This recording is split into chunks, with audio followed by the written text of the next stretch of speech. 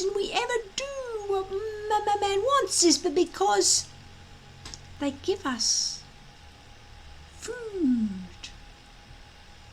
What's he saying? Asked Fishlegs. Pretty much what you're saying, said Hiccup.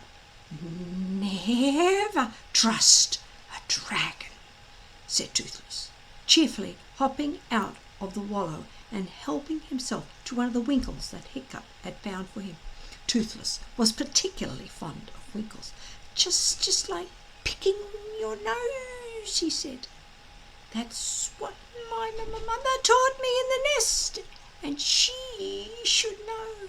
Hiccup sighed. It was true.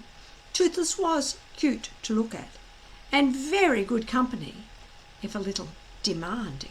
However, you only had to look into his big, innocent, heavily lashed eyes to realise that he was totally without morals. The eyes were ancient, the eyes of a killer. You might as well ask a crocodile or a shark to be your friend. Hiccup wiped the mud off his face. I'll have to think of something else, said Hiccup. February turned into March, and Hiccup was still thinking. A few flowers made the mistake of appearing and went immediately, blasted out of existence by a couple of hard frosts that had kept themselves back for this very purpose.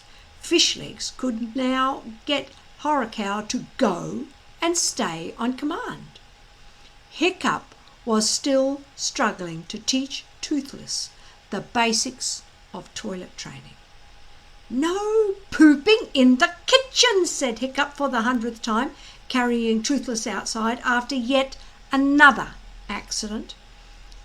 It's warmer in the kitchen, whined Toothless. But poos go outside. You know that, said Hiccup at the end of his tether.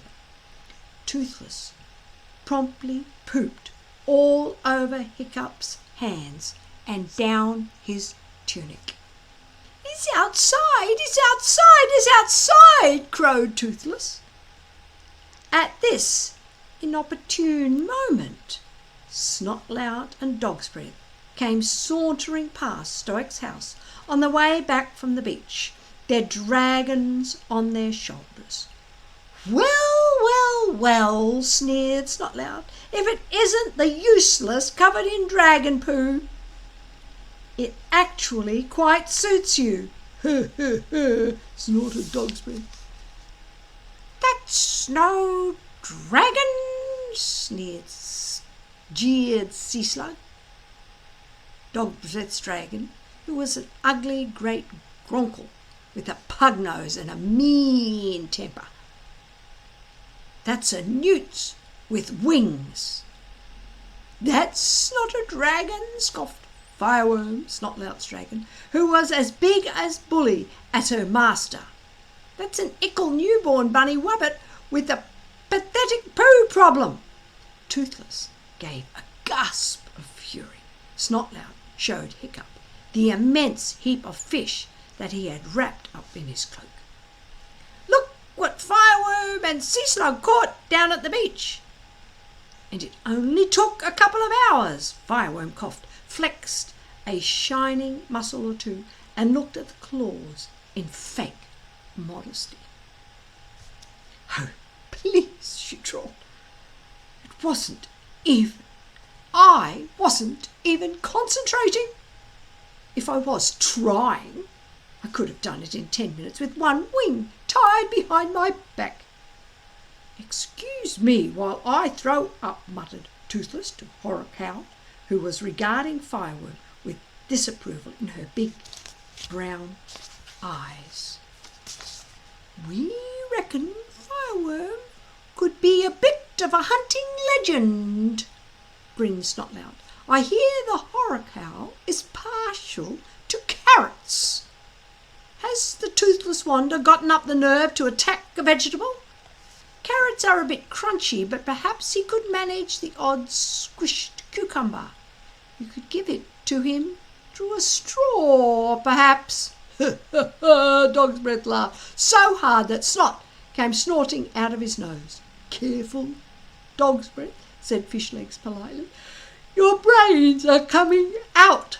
Dog's breath bashed him hard, and the two boys staggered off, Fireworm making a lunge at Toothless that nearly took his eye out as he went past. As soon as they were safely out of earshot, Toothless jumped out of Hiccup's arms and coughed out sheets of flames in a menacing manner. Bullies! Yellow bellies! Come closer and Toothless will fry you to a frazzle. Toothless will drag out your guts and play 'em on a harp. Toothless, Toothless, Toothless, Toothless. Well, you just better not come any closer, that's all. Ah, very brave, Toothless, said Hiccup sarcastically. If you shout louder, they might even hear you.